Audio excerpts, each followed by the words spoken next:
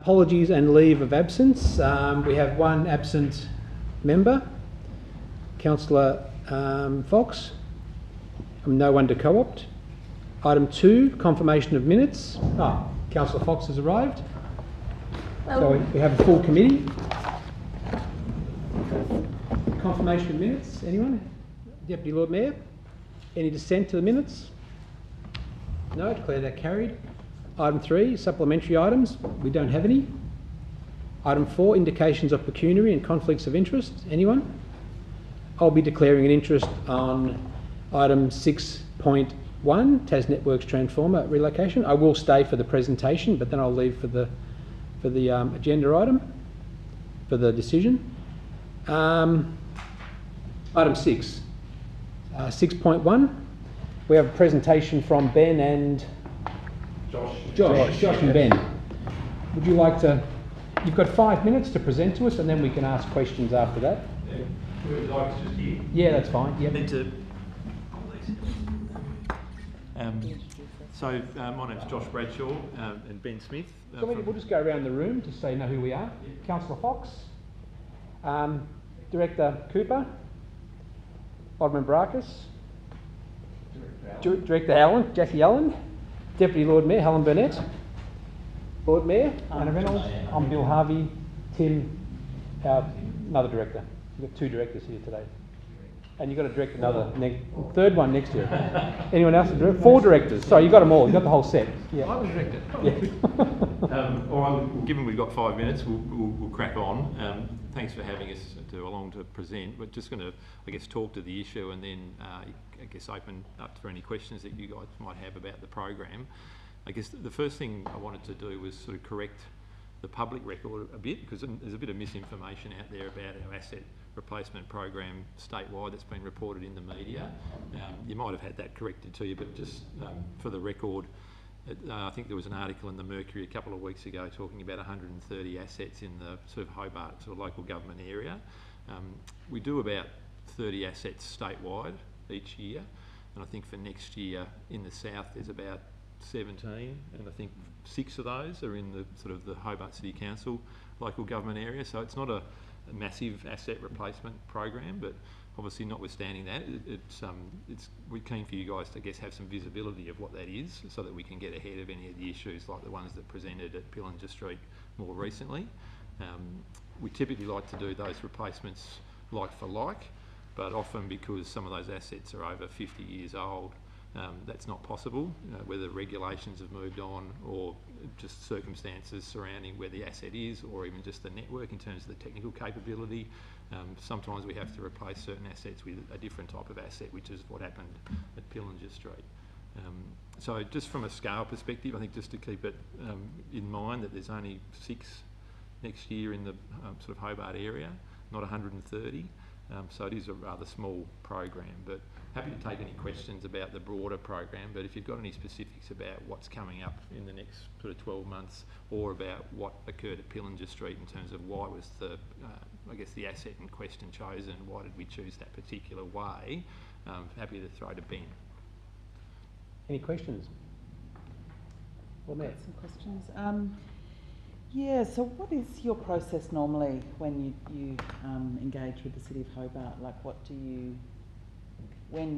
sort of lead time? Do you have a sort of constant contact? Do you look at our plan in terms of heritage precincts or other issues in those streets? What's your current process? Yeah, I guess at the moment, so after those assets have been identified as being due for replacement, they go to a design team and engineers, and at that point they'll consider the various sort of practical aspects of that situation, and it might be, you know, proximity to buildings, roadways, all that sort of thing. They'll put together a design, and at that point, once that design is, let's call it, into draft, that's the point at which we communicate to the nearby residents and give them an opportunity to have some input, see the rough draft, and then we can go from there. So I guess at that point, when we're doing those initial designs, that's when we'd be considering those different aspects, whether it be buildings, heritage, the network infrastructure, all that sort of stuff. At the moment, that's running about 12 to 24 months ahead of where we would actually then go and be at a construction stage. So there's a little bit of time to be able to actually make some, or a fair bit of time to be able to make some amendments or otherwise at that point in time. That gets refined from there. But when do you sort of engage with our teams and, you know, our planners or our landscape people or parks people? Without knowing that side of the upstream side of the business, that would be the time at which we would do it if we did, such that we can consider all those different aspects if we're going to do that. It'd certainly have to be one I'd take on notice to understand from the designers exactly who they then liaise with in terms of planners or otherwise. So there's no sort of program where we could, I mean, or I guess I could ask it in the positive, would there be an opportunity to have some visibility of the next sort of 3-year program and for a number of team members to work with you on issues or things that the city might ideally like? Is that something that you do with any other councils, or would you be willing to do it with our council? We don't do it to my knowledge and with the other councils, but we'd be more than happy to. I think any early engagement we can do where we can avoid a situation like Pillinger Street, obviously we'd be keen to look at what our options are. So as much as possible where we've got the detail, we'd be happy to sit down with your council officers and talk about what that might look like, and then look at if there are issues, how we might avoid them. I guess we've got to put it up front of that is it's about striking a balance between, I guess, you know, the upgrades that we need to do versus what's achievable, what's cost effective, and I guess some of the other elements that make us choose the options that we do. But the earlier that we can understand what any concerns are, then hopefully we can get ahead of them. More questions if I can. One is, I did see somewhere that one council, I think it was in the northeast, had a sort of some sort of visual amenity restrictions on Tas Networks in an LPS, a local provision schedule, that went up, and I might have seen a representation from Tas Networks. They were trying to, I guess, set some standards within their planning scheme about the installation of transformers and lines and those sort of things. Do you know anything about that? Sorry, no.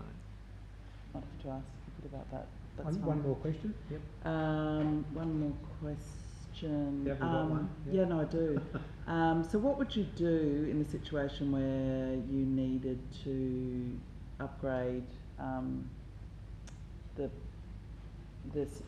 power in, you know, a very heritage street in Battery Point? Yeah. I mean, have you got any sort of, have you got any like, this sounds bad, but have you got any standards where you would say, no, we're actually going to go underground here because this is so visually important in a place of national significance? I mean, what would happen if you suddenly, the designer said you've got to put something like that, you've put in Pillinger Street into Arthur Circus? Yeah, look, I think off the top of my head, we don't have any sort of formal triggers, but again, obviously we rely on, I guess, build IP and knowledge. So we wouldn't put a transformer up a pole in Arthur Circus for argument's sake, because I think we know the value of the heritage of Battery Point. But again, it's worth having a conversation with the council around, well, if you've got zones within the local Hobart area that you see as high heritage value, then we'd be interested to understand where they are, and we'd obviously try and work wherever possible to maintain that heritage value. So I think if we can continue that conversation, and then we could look at what I guess what the triggers were, so that if there was a concern, we were ahead of it. Because I think with enough time to plan and have a conversation about cost and other things, then most things I think would be able to be dealt with. So, Councillor, one more very quick question. Bonus question. When you obviously put power underground in Hampden Road at some point in the past, was there a sort of special budget for sort of undergrounding in places of sort of high visual importance? Was that a previous budget allocation that no longer exists? I mean, or could we get some information on when you did that undergrounding and why you did it and how it was paid for? Well, it would have been paid for by the customer base ultimately. and we do work with councils, and we're currently working with the sort of Stanley Chamber of Commerce and the Circular Head Council around potential further undergrounding of their network assets in Stanley. Some of it's been done previously, but it was by and large paid for by the Chamber, the council and the film company that were doing some filming in the area. So it's always a question of who pays. Obviously, as a regulated business, the regulator expects us to do things at the cheapest possible cost to the average customer, and undergrounding is very expensive. But I know that our CEO, Sean McGoldrick, was keen to come in and talk to you, Anna, about potentially a three-way conversation between Tas Networks, all the councils, and the state around potentially having money in escrow that could be used for those types of circumstances. Yeah. Deputy? Thank you, through you, Chair. So am I correct in thinking that I mean, is it the planning scheme that might trigger that conversation with council, or like your knowledge of the planning scheme when you're doing something like that, or is it just a conversation or a It's thought? probably the latter, Helen. To be fair, I think I'd have to check, but to my knowledge, there are no formal triggers in our system around heritage. Not to my knowledge, but it's one I'd have to take away to check. So, And you're talking about that community consultation that you do. Is that part of your charter in relation to? Yes. So that's Yes. triggered when you're at a particular point. Yeah, we have certain, I guess, for want of a better term, rules under the regulator that we have to abide by in terms of notifying customers, and that engagement with Pillinger Street was a part of that. And given Pillinger Street's, a high sort of bushfire area, and a lot of Hobart suburbs are, and the infrastructure is more vulnerable in bushfire prone areas. Is it a matter of, are you thinking of undergrounding some of the infrastructure? I know we've had a subdivision up at the end of Summerhill Road, which has a lot of stuff underground, but retrospectively, does that happen when you're yeah. replacing things as well? Where we can, again, it comes down to cost again, and we've just done some major undergrounding in Ferntree. It's also about looking at, I guess, really high bushfire consequence areas, and we're doing we're triaging that like anyone would, and Ferntree obviously comes before Pillinger Street, but we would look, we're always open to looking at where we can underground the network, but again, it is very expensive and someone has to pay. Yeah, I suppose losing assets is pretty expensive too, and having to replace them, and Mr Fisher's here, I suppose you've seen that a lot in your practice, Mr Fisher? Oh.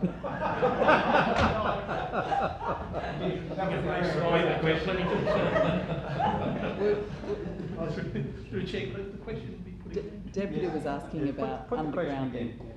Undergrounding To avoid assets such as...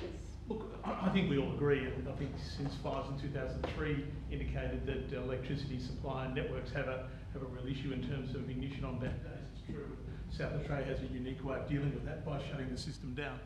Look, I would, to be honest with you, there are areas in the city where undergrounding is a much higher priority than Pillinger Street, and it's a supply issue. I'm not sure, I'm not an expert, but this transformer network, I don't think is undergrounded. It still remains above ground. So you can have a street structure or facility, or you can have something on a pole. But in reality, the issue of undergrounding relates to bushland areas. We have trees overhead and continuous bushland, which would then lead to an impact on houses. So I think there would be, I would agree with Tas Networks that Ferntree absolutely is the best location for undergrounding, or in some cases, as has been done in Ferntree, aerial bundled cable, which is another way to deal with that. So it is highly recommended.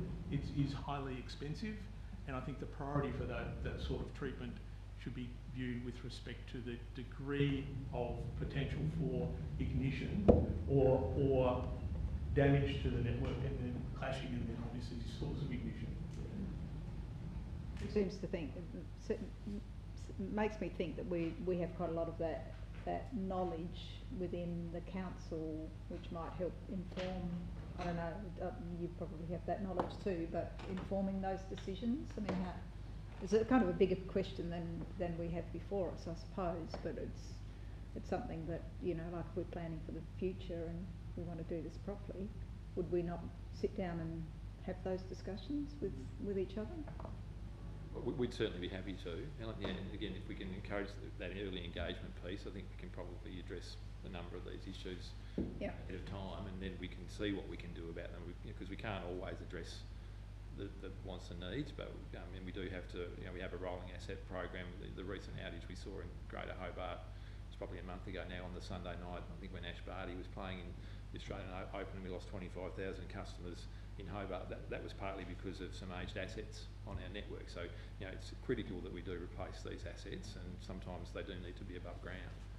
But I guess early engagement, we can start to talk, you know, months ahead about what some of the issues are, and where we can, we'll look to, I guess, alleviate them as much as possible. Deputy, Alderman Baracus, do you have any questions?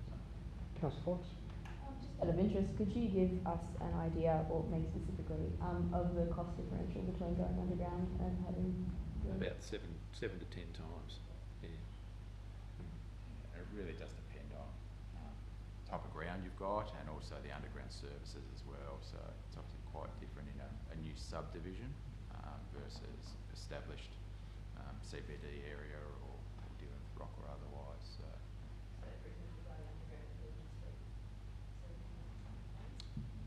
it'd be probably more than that, just given that when we did look down there, there are other existing services that are in that same envelope that we would actually be using for that underground service. So there's certainly times where even when we would like to go underground, there's simply not the space to be able to do that, to get those cables under there, just because of the water and gas and our services. So it really is on sort of a case-by-case basis, but yeah, pretty significantly. Thank you. Baracus. Thank you, Jen. So when you talk about 7 to 10 times the cost, what's that in dollar terms roughly? Really does depend, but it could be in the order of, you know, I've heard the likes of $30,000 for a 30-metre stretch of underground, sort of bandied around, depending on As opposed to like $3,000-5,000 for... Yeah, so if you look at, say, a 100-metre stretch, where you might have 2 or 3 poles, potentially at $10,000 a pole to replace and put that conductor up. Yeah, so it can be quite a... All right. Sorry, can I just ask one? Lucky last question for the Lord Mayor. Just wondering, so in terms of, is there anywhere you are still doing above ground new work, or are all the new areas of the state getting underground? No, so for existing conductor that's up, generally we would go normally like for like. And so if you look at the ground mounted subs for the likes of it at Pillinger Street, we'll always aim to go like for like there. If that's just physically not possible due to various constraints, then it might go up the pole. A lot of the underground that you do see is for new subdivisions and the like. So where those are going in, primarily they're underground. That's subsidised by the developers? By the developers or the customer, yeah. And to that end, sometimes you do see the developers choosing, because it is a lower cost option, to go underground, but then to go to a pole mounted transformer, like in Pillinger. And I guess unfortunately from TasNetworks' perspective, we can't really influence one way or the other as to that. We can recommend a ground mounted, but if the customer chooses to go that way, then yeah, that's their prerogative. Yeah. All right, we'll move this along. I've got to declare an interest. I will declare an interest. So I have a motion to hand over the chair to Councillor Baracus. So moved. Any dissent? Okay, carried. Give me a buzz when you're done.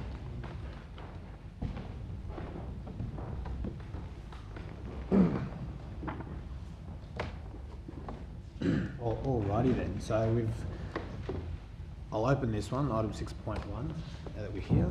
Are there any questions or debate first up? Yeah, I've got a question. I'm just wondering, the report doesn't mention, it talks about the Act, but it doesn't mention a really key part of the Act, which I think is really important for the discussions we've just been having, which is section 52.3, which says an agreement may contain conditions that the planning authority or the responsible authority considers appropriate in the public interest. So the report very much says we've got no power, they can do what they like, it's not our fault. But I think there's been a decision to not include a key part of the Act which actually does give us power, some power, certainly negotiating power, which is section 52.3, which does say that an agreement may contain conditions that the authority considers appropriate in the public interest. So I'm just wondering why we didn't include that advice for elected members. Chair, through you, there was no intent in that, so it's, I think in the heat of trying to deal with the Pillinger Street issue on those preceding days, it's simply been omitted from the report. There was no intent to not let elected members know that that exists. And we certainly, as you know, Lord Mayor, we did talk about that in the days leading up to the Pillinger Street installation, and the advice that we had is the agreement, it can't stop the installation, of course. It would be, I guess, nuanced around maybe where the transformer can go or can't. I don't think we are clear on how far that agreement can go, because I think, to my knowledge, we haven't entered into an agreement before. I don't know whether, Ms Turner, you've got any advice on that, or Mr Lang, but I don't believe we've been in a position where we have entered an agreement before with Tas Networks. No, I don't believe so. And you've got to read the Act as a whole as well, because Section 5 does provide that consent to installations which are of a minor environmental impact is presumed. Now, clearly that presumption can be displaced, but we also didn't mention Section 53 in the Act, which is about disputes about whether or not it can actually occur on council's land. So if we in fact say we're going to displace that presumption and you need our consent, then Tas Networks could in fact take that as a dispute and refer that to the regulator. So the report's focus was on about the process that we undertook for Pillinger Street. In this case, we didn't see as officers there was a need to displace the presumption because it met the criteria that we ordinarily consider as road authority about whether or not these installations are appropriate. So I think you might have answered the question already in that we've never used that sort of negotiating power that's described under section 52.3 to try and get a better outcome in the public interest with Tas Networks? Not to our knowledge, Lord Mayor, no. And if I can assist there, that power under section 53 in fact relates to section 52.1, which is where we can make an agreement for certain things. 5 is your exemption. It says whether of a minor environmental impact, that consent is presumed, so you don't need an agreement. So it's only if we were to displace that presumption, but as I said before, if we displace that presumption, it's likely that's going to be considered a dispute, and Tas Networks is taking us to the regulator. Sure. But yeah, whoever were the legislators at the time, I think that section 52.3 does envisage that there's some conversation with the planning body about, in the case of there needing to be a public interest, which, I think and I'm going to propose an amendment that does suggest we have some sort of dialogue with them to have a bit of a forward plan or understanding of what their plans are, because, I guess my concern is things like footpath width and whether, the pole's going to go in, and just making sure we're checking that stuff before, and trying to negotiate something with them under that provision, even though we know that they can say no. But I think it's still worth us proposing in the public interest, as it says, if we do have concerns about visual amenity or access to footpaths and those sort of things. So. I think, Chair, through you, That's exactly why we're now saying the recommendation book that it is, we do need to develop a policy to give officers more guidance on how to deal with these situations. And yes, if we're going to be in a situation where we can have more of a forward program from Tas Networks, then clearly we will be able to deal with these situations much more proactively. Chair, I think one of the problems that I see is that it just seems very ad hoc. Good on him. And what about topiary? Yeah. It doesn't answer, but then. And apparently during the 1960s and 70s. It would get going, wouldn't it? So it just seems like there is a fairly ad hoc approach which doesn't necessarily look at things that are important in our planning schemes, and maybe Ms Turner or Mr Noy, you might be able to help in relation to what we should be expecting. Through you, Chair, I can certainly assist with respect to that. Items that are of minor environmental nature, the Act expressly provides that they're not considered development for the purposes of LUPA, and therefore the planning scheme considerations are completely they're exempt from the exemption. If it's not of a minor environmental nature, then that's where your planning scheme kicks in, and we have provisions in the Hobart Interim Planning Scheme, and obviously the statewide planning scheme has provisions, but they're not for items that are of a minor environmental nature. And items that are of a minor environmental nature, it is a very large list. There is not many that fall outside that. When council officers looked at Pillinger Street to determine is this appropriate, they were looking at it in the capacity as road authority and about the impact on council infrastructure. And I think the factors that we take into consideration are there.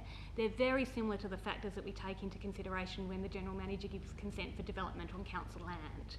Is it an appropriate use of council land? So no, the planning considerations aren't taken into consideration because the Act expressly provides that it's exempt from LUPA and therefore the provisions of the planning scheme. And I suppose that other piece about risk mitigation and undergrounding, how would we approach that? What would be the best way to try and do that? Because I would think it would be in federal or state government's best interests for us to be looking at that. In Ferntree. In places like Ferntree, yeah. Through the chair, look, you're right. I think there is a discussion with Tas Networks that we need to have, and we've engaged with them on a number of specific sites. Pillinger Drive in Ferntree is an excellent example of that, where we've talked about the clearance around vegetation there, the placement of aerial bundled cable in that drive there because of its location. And I think there is an opportunity. I think there's a willingness on part of Tas Networks to have that discussion. And I think it relates to what we see as our vulnerable community profile that we're doing under the Fire Management Advisory Committee, where we're saying where are our likely source of ignition, our fire pathways, and our exposed communities. And I think there's some opportunity to share that information with Tas Networks and to perhaps build a better understanding from them, or for them, of the issues that we have with particularly separated power supply. But would it be useful to, like out of those discussions, notify or let both the state and federal government know of that? You're quite right. It would be, and the appropriate form for that would be in the Greater Hobart Regional Fire Management Strategy, which is currently being prepared, where we would say in these areas there's a priority to underground power and to remove the source of ignition. That is then signed off by the State Fire Management Council and becomes the guidance document for all of the members of the advisory committee, of which Tas Networks is one of those. And so it's relevant in terms of the pathway to establishing probably a design standard. That would be the appropriate form to do that. I've got a couple of questions, but I'll go to the Lord Mayor first. Okay. Yep. I guess, I'm just wondering about whether there's anything we could put in our own local provision schedules in high bushfire prone zones to add a little bit more grunt to our arm, or whatever the saying is, to actually say, no, actually, next time you do an upgrade, you actually have to go underground. And whether we could try something like that. Well, I think there would be limitations, as you as Turner has expressed, there are exemptions specified within the Act in terms of these types of facilities. Clearly, facilities outside of that, there are guidelines in place, as far as I'm aware, for those facilities and for those types of issues. So I'm not sure what more we could possibly do given the exemptions specified within the Act. Is it worth us finding out and seeing what other councils are doing in bushfire-prone areas? Because this is, I mean, this could make a really huge difference between a massive impact on certain parts of the community and not. And I just wonder whether we should just see whether there's some other councils that are trying to get a little bit stronger action to get undergrounding in bushfire-prone zones, or? It would require, if we're talking about minor environmental impact facilities, it would require a change to the Electricity Supply Industry Act, because that Act expressly provides that these type of installations are not development for the purposes of LUPA. Therefore, any provision in our planning scheme that purported to regulate them would be invalid and unenforceable.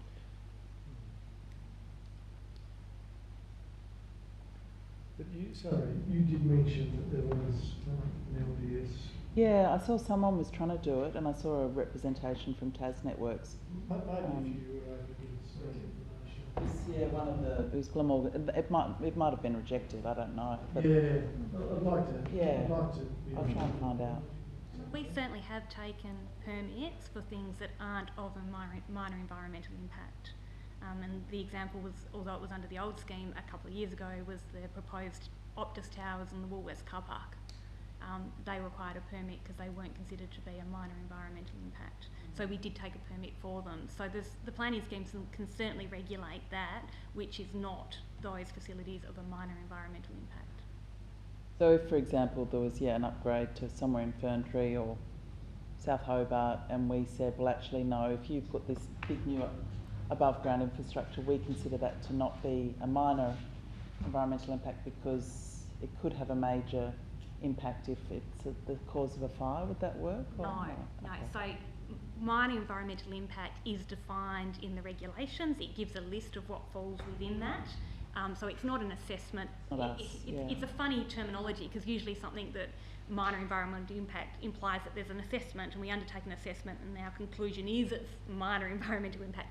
Under this Act, that's not the case. Minor environmental impact, in fact, lists a whole lot of things that fall within that category. There is no assessment. So, in fact, it could be it could be defined as minor environmental impact, but in fact have a major environmental impact for our facilities or our community. Yeah. Councillor Fox, did you have any questions? Cool. I do have some questions before we move that. I've got section 52 of the Act in front of me here. I just wanted to go over. So if we talk about setting up some guidance to you guys about going forward on this. So section 52 part 3, which is what the Lord Mayor was referring to, says that we may have an agreement that contains conditions. If we were to impose, like, we can't, my take on that is that we're not imposing conditions, we're setting up some conditions that Tas Networks would have to agree to for it to be enforceable in any way. That's... Yeah, that's correct. It has to be by agreement. Yeah, and if we were to contain or put in conditions for heritage reasons or other reasons, but then under part 5 it says that the conditions, the agreement to the proposed works presumed if it falls into minor environmental impact, would that part 5 could effectively render any agreement that we would have unenforceable, could they? So long, if we could have these gentlemen's agreements or whatever you want to call them, that yes, we agree that in heritage areas we don't want to have above ground transformers, but if they're proposing to do an above ground transformer in a heritage area, that's still deemed to be a minor environmental impact work, so it wouldn't really matter what the agreement is. Well, there wouldn't be an agreement if it's of a minor environmental impact. So the way that Section 52 is set up, it caters for two circumstances. One is if it's a minor environmental impact, Section 5 kicks in, and where there's a presumption that we agree to the works. Section 1 provides that they may, with agreement, do certain things, but they're the things that are not of a minor environmental impact. Yeah. So the agreement generally refers to those items that are being installed that aren't of a minor environmental impact, in which case they would have the other assessment processes. They would go through the planning scheme assessment. Now, that doesn't mean an agreement might not be necessary for minor environmental impacts, because of course it's a presumption and presumptions can always be displaced. So it is possible that we could say, yes, it's a minor environmental impact, there's a presumption that we agree under 5, but in fact we don't want to agree to this for certain reasons, and therefore you need our agreement. That's where Section 53 would then kick in, and they potentially say, well, there's a dispute about that and we're going to take you to the regulator and the regulator decides. So there may be circumstances in which an agreement is required for minor environmental impact installations, but it's going to be a rare occasion. So if something falls into minor environmental impact, but outside of what council is comfortable with, we could say, look, we don't, you can't, there's no presumption of agreement here, but it does fall within the minor environmental impact. Is there an inevitable outcome that they're going to get what they want there, or? It's never occurred. I don't know the circumstances upon which the regulator would determine a dispute. The Act is pretty limited in what it says. It says if it is referred to the regulator must allow the parties to the dispute the opportunity to make representations to the regulator on the questions at issue in the dispute, and must make reasonable attempts to get the parties to agree to settlement of the dispute on agreed terms. But ultimately it would be the regulator making that decision. So it's difficult to know what the outcome of that would be. Because my sort of reading on this is, it seems like it's worded in a way that, you know, it gives everybody the ability to have agreements outside of what's required. However, at the end of the day, any agreement is almost at the benefit, well, not the benefit, at the mercy of TasNetworks, as if they decide that they want to do something and it falls into minor environmental impact works, they kind of have a free run of the place so long as it falls in within the definitions that are set out in the Act. Is that far from, am I wrong in saying that? Not unusual. I mean, it's the Electricity Supply Industry Act. The purpose of the Act is for the supply of electricity. Yeah. These type of provisions aren't unusual for utility providers. Water have very similar powers with the installation of their infrastructure. That infrastructure is seen necessary for the community.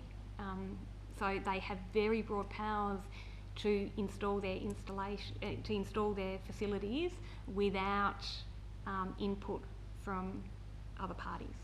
Last question, I promise, and sorry for getting in the deep dive on the legislation here, but I know there was this comment about us providing some guidance to council, but this is an act that seems to be written to allow TasNetworks to effectively not subvert, but just not really deal with the council. So what policy guidance or direction can we give that changes the fact that TasNetworks can kind of just do what they want to, unless they voluntarily enter into a conversation with us, which I'm sure would be beneficial for everybody, but what can we actually do that changes things other than entering into a conversation with TasNetworks? Well, as I said, under the legislation, the presumption can be displaced. It's public land, so the use of public land needs to be appropriate. And the considerations, as I said, that are in the report that officers take into consideration are the considerations that we consider as officers when determining whether or not the use of public land for any type of development is appropriate. And they're things like, does it reduce the public access to the public land? Does it make our maintenance responsibilities greater? So they're all type of considerations for the community at large about whether or not the development of that land is appropriate. So it is necessary for us as officers, when we get a proposal from from TasNetworks, to determine whether or not there are impacts upon the public land that would say to us, well, this isn't appropriate and we want to intervene, and we'll go down the process of referring it to the regulator if necessary, because we say it isn't appropriate. Policy will give us a much more robust set of, not rules, but I guess set of principles for us, for staff to go, okay, hang on, we've got to engage on this one. Right. So it If is I looking- can take that further too, a written policy will be published, so it will be available to Tas Networks. So the advantage then is Tas Networks knows what we're going to be looking at and hopefully engage with us on those issues early because it's public, whereas at the moment, the guidelines that we follow are an internal document. I'm comfortable with the motion that's been moved by Councillor Fox. Is there any other? I was just gonna, I'll seek whether you think this is necessary as well, but I was just gonna, because the Tas Network said they were keen to have a process, I was gonna suggest an amendment which is a process be established with Tas Networks to map out their future plans for infrastructure upgrades in the City of Hobart. And That's as a part 3, is it? yeah, so it's a new one. Yeah, so a process be established to map out future plans for infrastructure upgrades in Hobart to allow the city to negotiate good visual and community outcomes. That's fine. Because it's a bit separate to a policy, it's about meeting them and working out what they're actually doing. Yeah. Again, it's giving officers clear direction. Yeah. And, you know, going off the, going off the discussion with, that Mr Fisher was talking about. And that sort of broader picture, should we get just a further report on that as well? So about protection of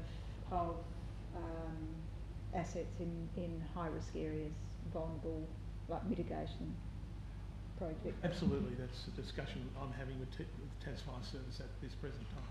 So I can provide a report to committee if that's deemed necessary.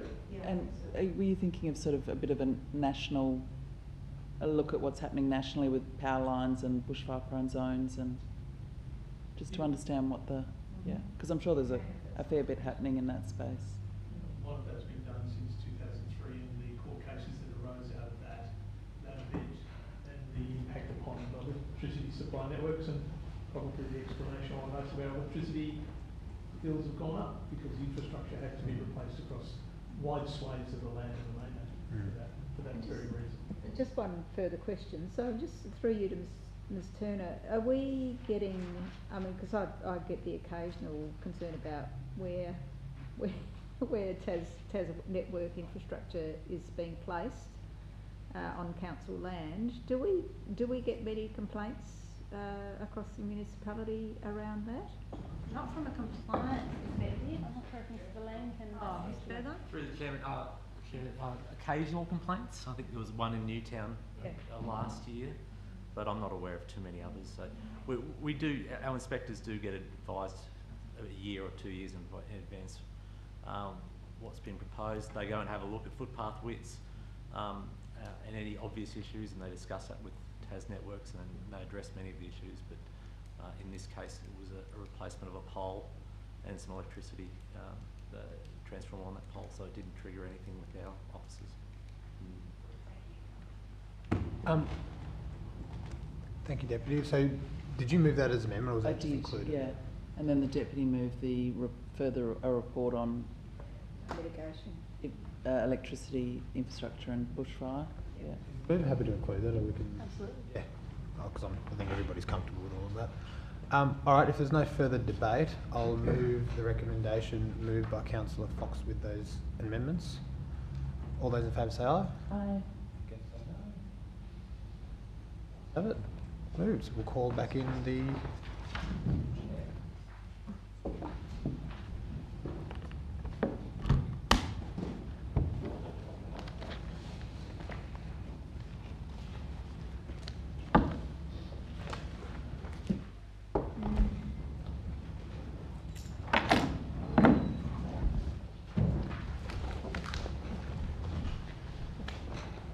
I'll hand the chair back to Councillor Harvey. Thank you, Alderman Baracus. We established this trail over 100 Oh, yeah, creative What's going on? Oh, that's the ABC radio. I thought you were watching. No, I didn't bother, no. All right, we're up to item 7, committee. Item 7.1, committee action status report. Are there any comments on that? No questions? All right, can I have a motion to approve the recommendation? On Marakis, any dissent? And I'll just note that Councillor Fox has left the meeting. Item 8, responses to questions without notice. So moved, Chair. So moved from the Deputy Lord Mayor. No discussion. Item 9, questions without notice. Who's got some questions? I've got a question. Lord Mayor? This is a series of 3 or 2 within one, and I can send this. Can an estimate be provided on the number and size of trucks visiting McRoby's Gully as part of meeting the Council's Good Neighbour Agreement commitment to reducing truck movements? And when will data reports be provided on traffic and noise management as promised in the Good Neighbour Agreement? Sorry, there is one more. And has there been an increase in tonnage of fill and construction waste hauled by larger trucks at McRoby's Gully in the last 2 years? But I can send those. Thank you. I take that on notice, Chair.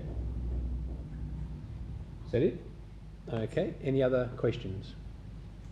All right, there being no other questions, can I have a motion to close the open? Thank